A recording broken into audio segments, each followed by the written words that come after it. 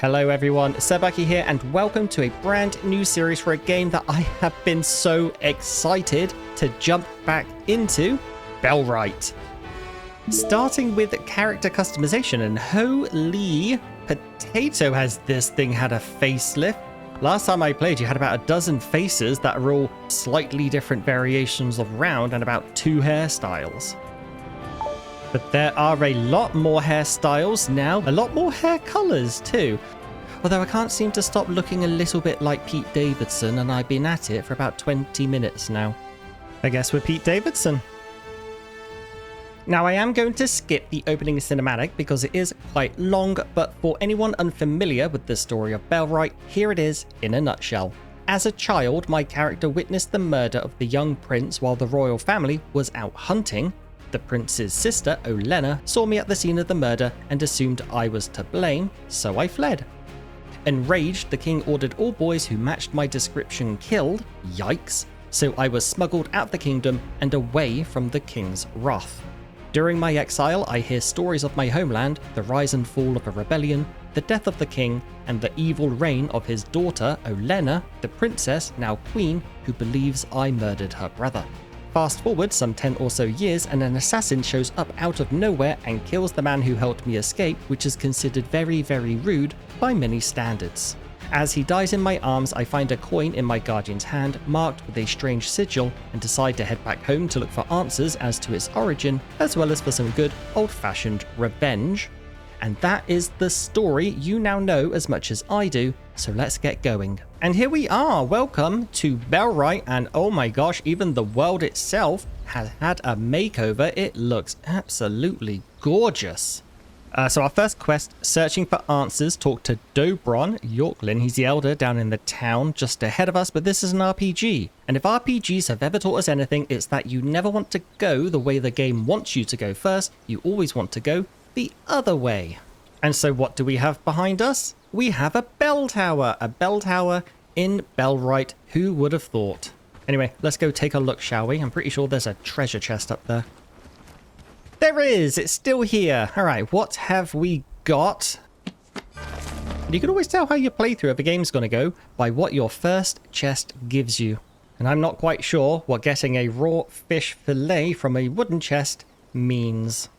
A couple of pieces of paper on the table here which outline a bit of the lore of the game. Editor Bucky may or may not keep them on screen. I'm so excited to be back in Bellwright. I did a series, or I tried to do a series on this about 1.5 years ago when I first made my channel, and I got 3 episodes in. Oh, look at that view. Gorgeous. I got about 3 episodes in and then my save corrupted. And I was going to come back for the animal husbandry update, but I never made it. And then when I saw the Maiden Voyage update came out and the character customization changes, I was absolutely bloody sold. Welcome to Harndean. This is our first village, our first quest hub. It's a little bit run down, if you remember, from the story introduction. They are having a bit of a rough time with the new Queen Olenna, which we will learn more and more about as we progress through the story. So let's kick off the story by talking with Dobron here. He is the village elder of Harndean. Hello, Dobron. I think we need to talk, traveler. You're a new face around here, and new faces showing up rarely ends well for this village. I have a duty to my village first and foremost. I need to know who you are and why you came here.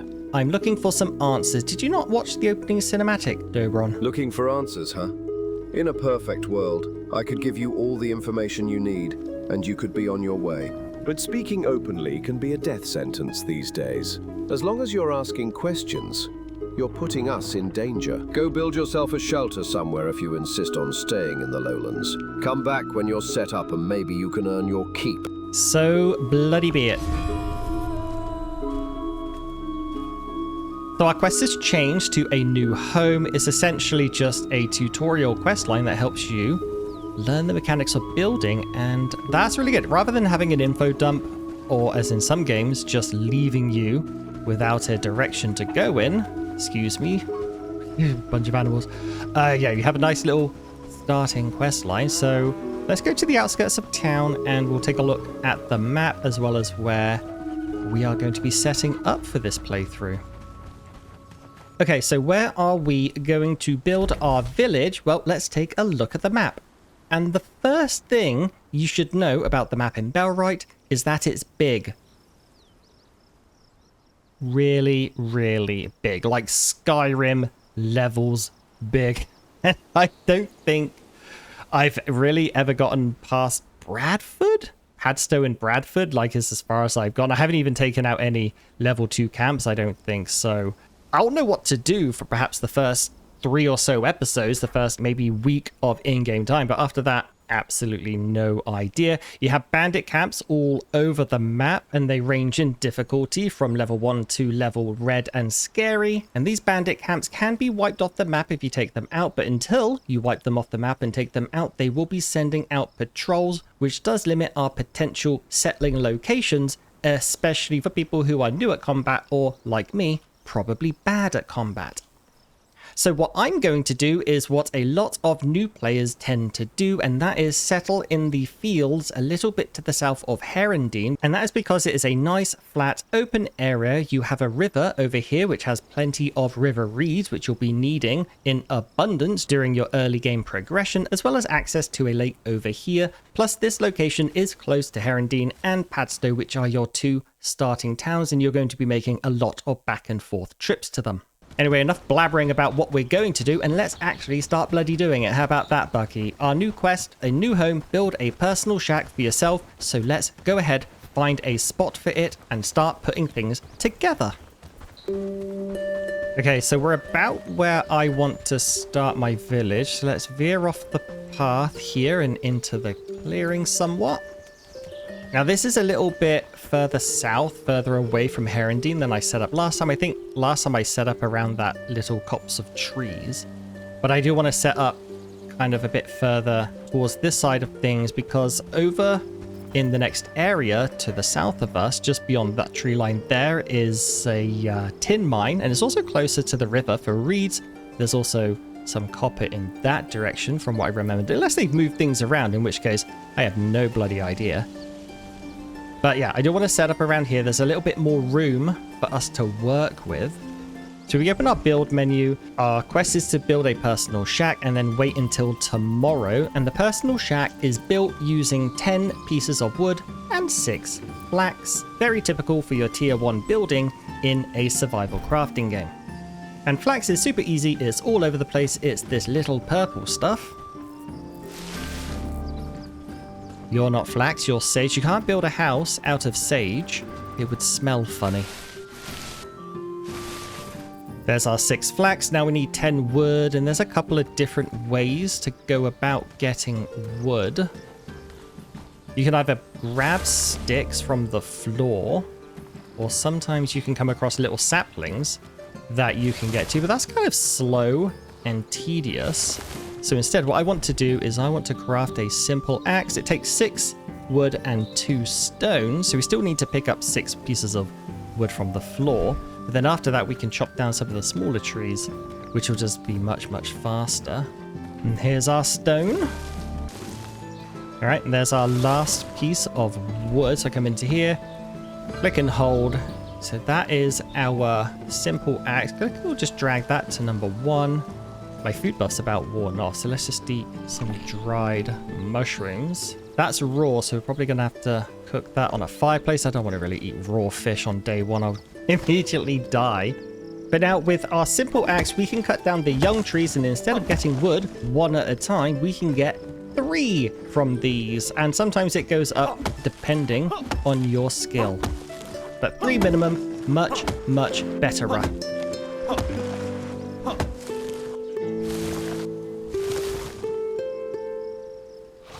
Okay, so I just cleared out this whole area. We have plenty of wood and plenty of room. So let's go ahead, slap this building down and get it up quick sharp.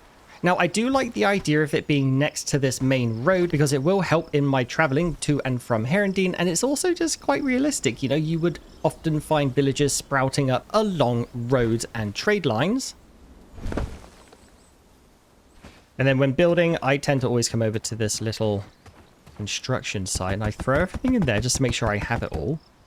which I do. Thank you very much.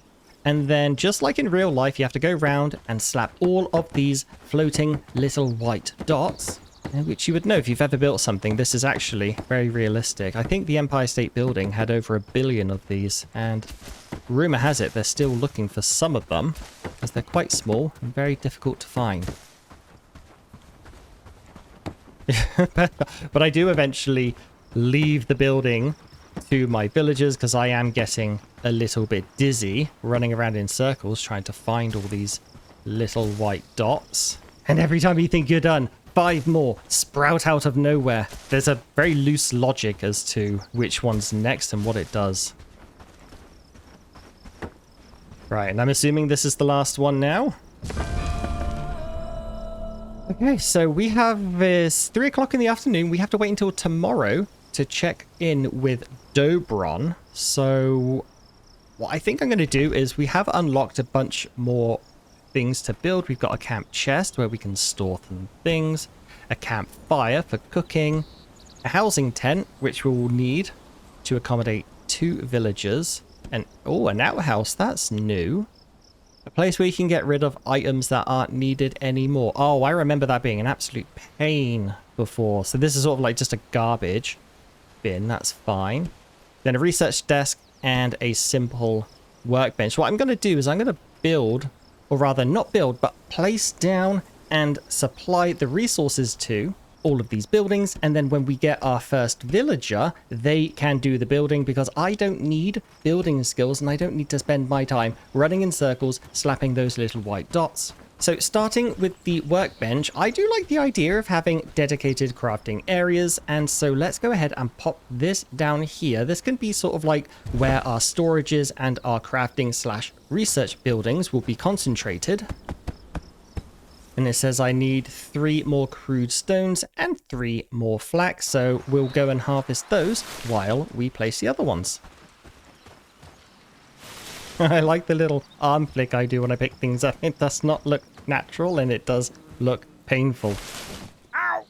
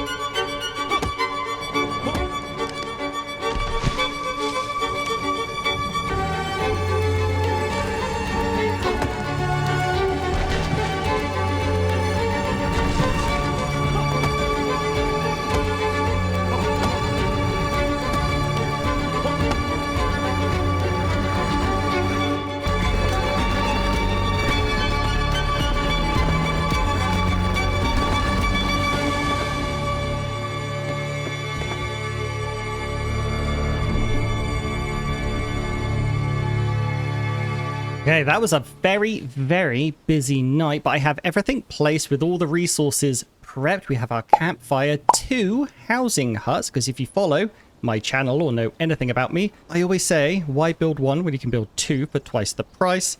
Then over there we have our outhouse, research table, and crafting bench.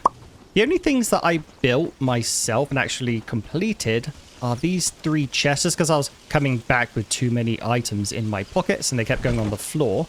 And I did make some very basic filters. So this one here, camp chest number 1, it's our basic resource chest for our wood, flax, and stones. Then chest number 2 is for our food, or will be for our food when we have some. Speaking of food, let's have a bit of breakfast. I should probably cook that today or it's going to go bad.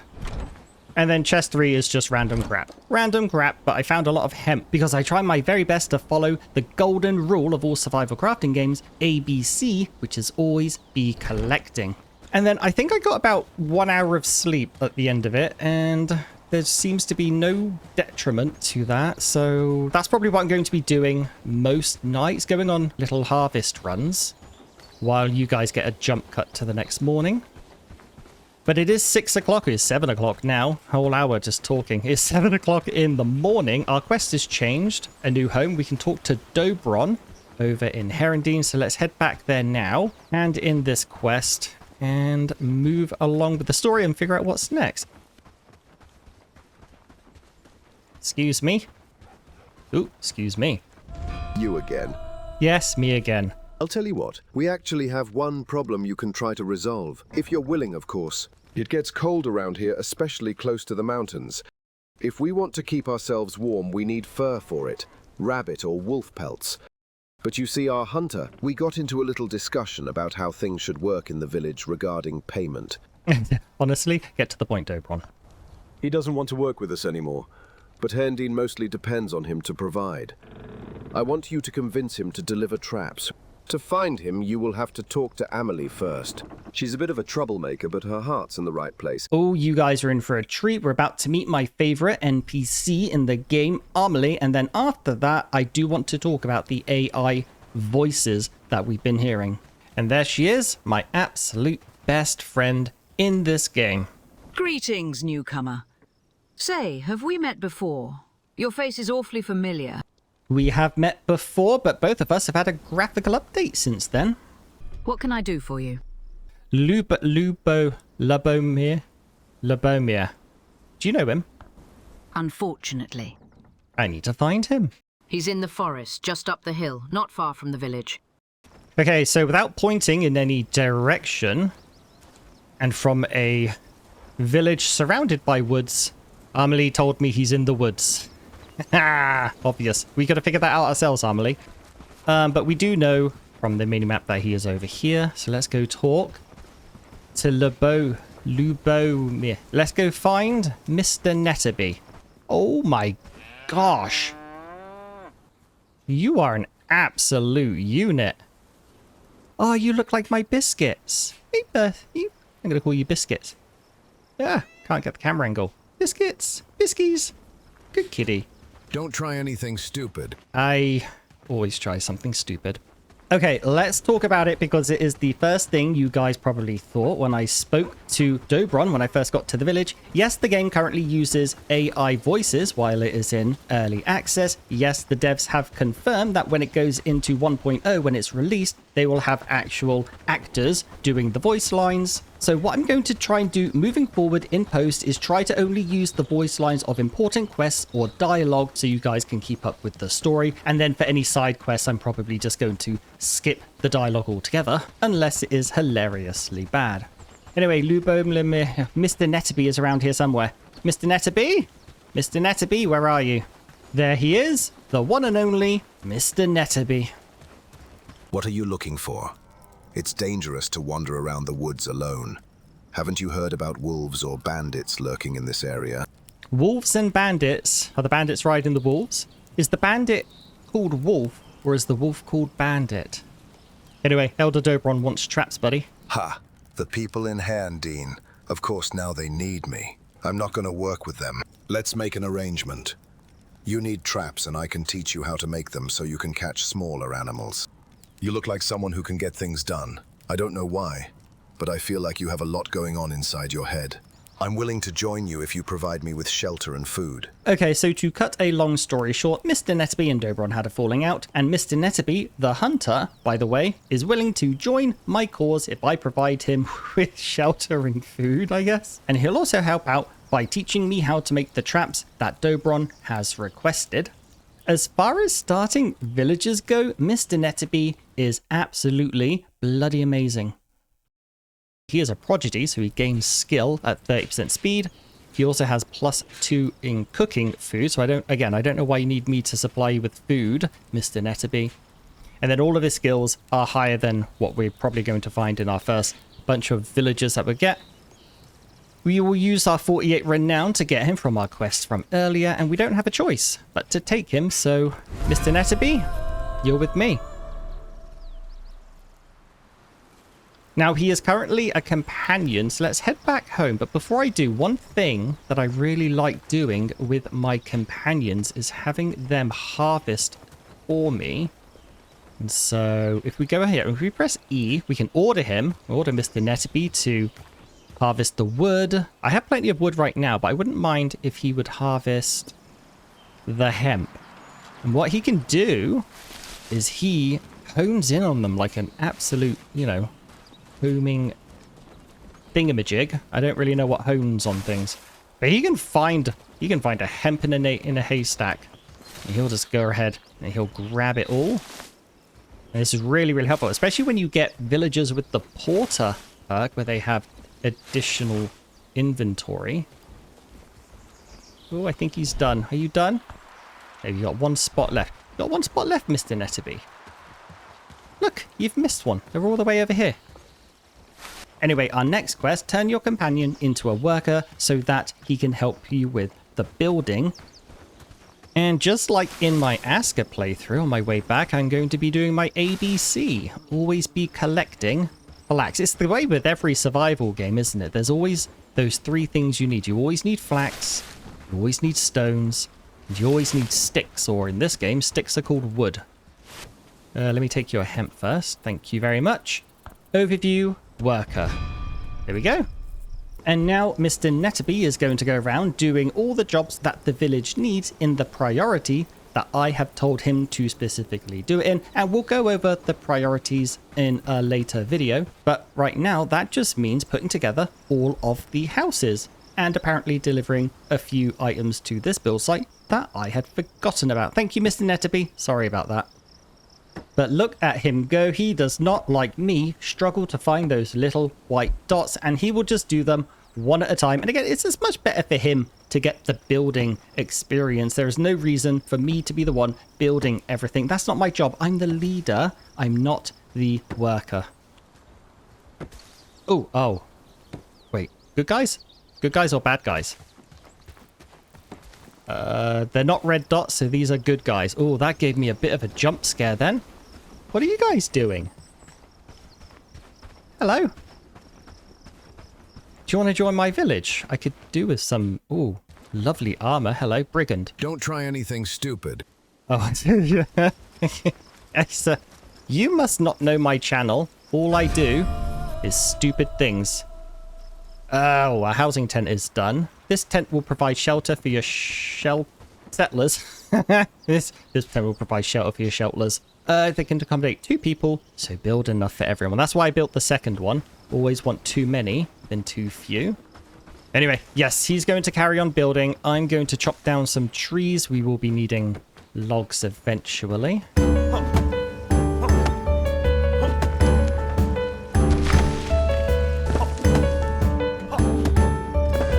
There is the research desk. We'll get to that in a second. First, I want to cook that fish that I found, you know, yesterday morning in a wooden chest, you know, before it goes bad or anything.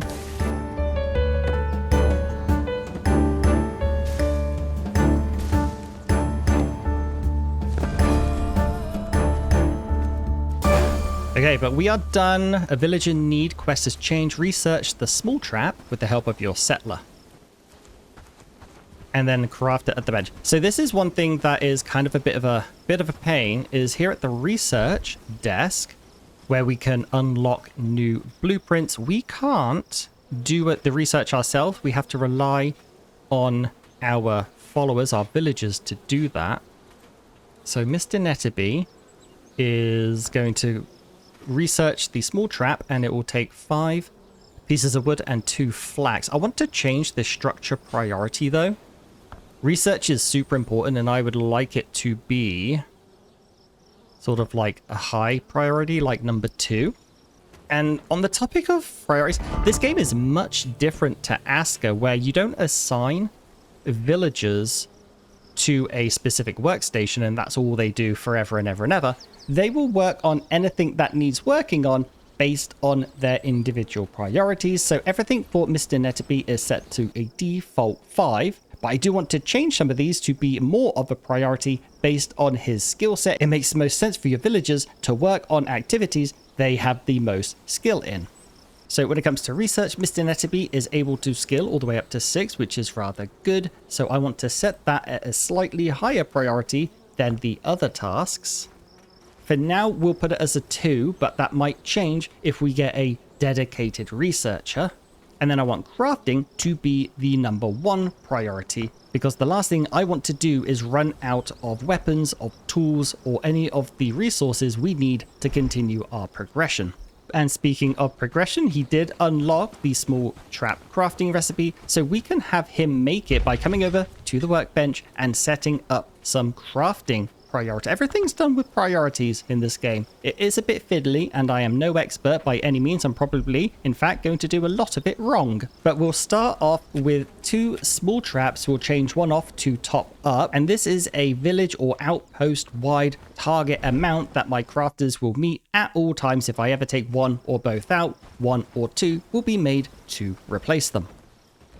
Okay, while Mr. Netterby gets working on those 2 traps, let's go grab my fish before I burn it to a crisp. Okay, no, it's good. It's fine. Perfect. And it looks like he is very almost done with trap #1. Thank you very much, Liberate. Okay, I can't pronounce his name.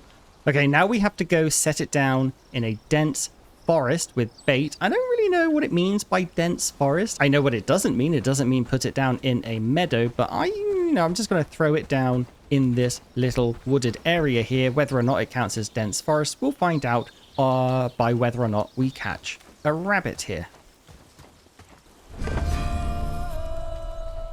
And then we need a berry, dried mushroom, mushroom, or roasted mushroom. We need some sort of food as bait, and I see a berry bush over here. Yoink. Yeah, lost my trap for a second. Okay, so we've added the berry, and now it's a waiting game.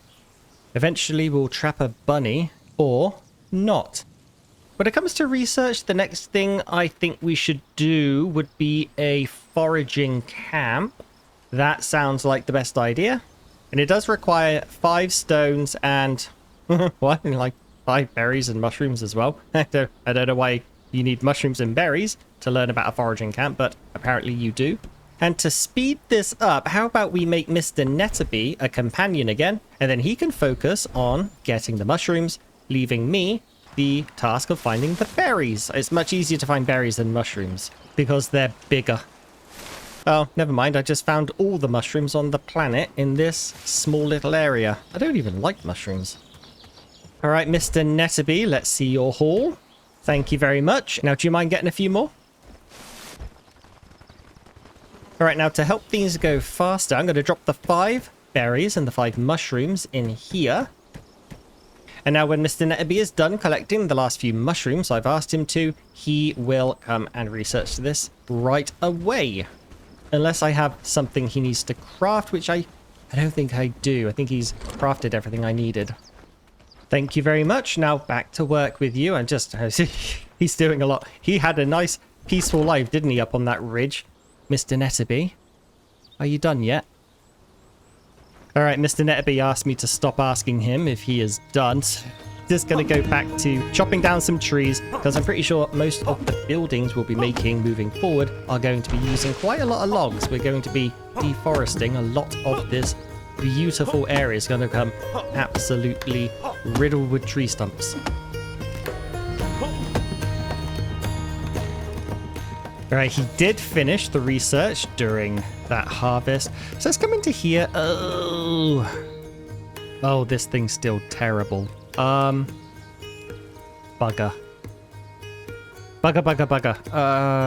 You want to unlock the stockpile. I have no idea where it is. This is the crafting area. So not there. Logging camp. Okay, here it is. Stockpile is behind the logging camp, so that's something we should do next. And let's go do that now. And the goal, my goal, I try to at least always have him or anyone really researching. If you have the resources, you should always be researching something. You don't want to lag behind in your technology. And the technology we don't want to lag behind in is a pile of logs. I don't know. It's just part of the game, isn't it? It's progression. Oh, we got a red dot up ahead. What are you? There's a wolf. I want to try my absolute level best not to get mauled in the middle of the night. But I also need more sticks. I need more wood. And I really like those young trees up ahead. I'm gonna try and risk it for a little bit. Risk it for a biscuit. And there's hemp too. Always get the hemp, guys. You always want flax. Hemp, stick stones. Just get everything. Always be collecting ABCs. I am very surprised it hasn't got my scent yet. But maybe the rainstorm is masking it. I didn't think of that, did we? Oh, now we have 2 dots, and my confidence has waned. I'm gonna go in the other direction. I don't want to pick a fight with a couple of wolves in the rain, in the dark, with a tiny little axe by myself. I don't have a single thing in my favor right now. I'm not asking if you're done. I'm bringing you some wood. I think you were asking for some. Are you done? Oh, all right, all right, all right, all right.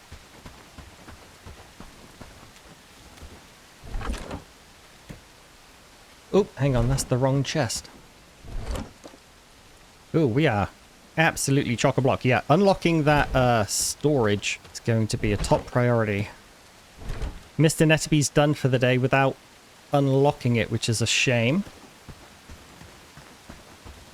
But as with yesterday, I'm just going to put down some buildings, prepare the sites, and then gather some resources. So next up, it's the foraging camp.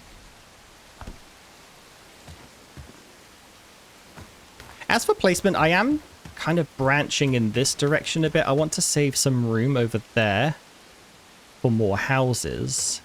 And we will be redesigning or potentially moving our entire operation at some point. Here's the rest of the resources for our foraging camp. Oh, and it looks like we've caught a rabbit. We can skin it or pick it up. I think technically Mr. Netterby would be better suited to skinning it, but he is asleep because it is midnight, lazy bastard. So I'm just going to go and do it myself. We only need the 1 pelt. I'm not really that concerned about meat that much right now.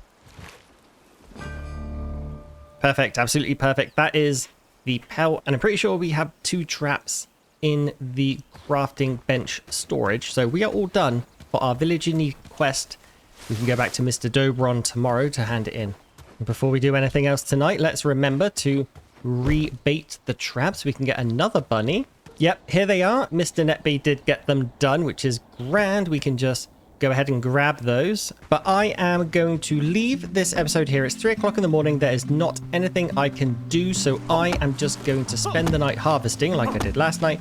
And then tomorrow we will pick up where we left off and head up to Harndean to hand this in with Dobron and see what comes next. Oh, bugger. I forgot about the wolf. Oh! Ow! Oh, I don't want to fight a wolf right now. I haven't practiced with the combat. It's far too janky still. And smack. Oh my god. I was just gathering a bunch of flags with the UI off and I heard a wolf howl, and then I remembered, oh my gosh, almost dying in the middle of the night between episodes. That would have been really embarrassing, actually, wouldn't it? Will this teach me anything? No. Anyway, thanks for watching. I'll catch you in the next episode. Bye-bye.